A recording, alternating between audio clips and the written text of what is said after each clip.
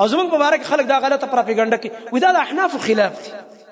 او دا د امام ابو حنیفه رحمت الله علیه خلاف دی. لکه د الله بنده مونږ وایو الحمدلله زمونږ عقیده چې کوم سلفي عقیده ده والله دا عقیده د امام ابو حنیفه رحمت الله علیه هغه مونږ په سلفو کې ګڼو هغه مونږ د الله ولی ګڼو ډېر اوچت انسانو خو مجتهد او مجتهد چې دی په یو خبره کې کله حق ته رسیږي الله دوه اجر ورکوي چې خطا شي الله یو اجر ورکوي. مونږ که بالفرض په یو مسله کې خطا شي الله یو اجر ورکړي هغه الله رب العالمین هغه ته ډېره لویه مرتبه ورکړې او زمونږ د امت په ائمو کې یو لوی امام دی. مونږ کله نه دا کار کوو او نه خوښوو او نه راباندې ښه لګي چې څوک دې راولګي نعوذ بالله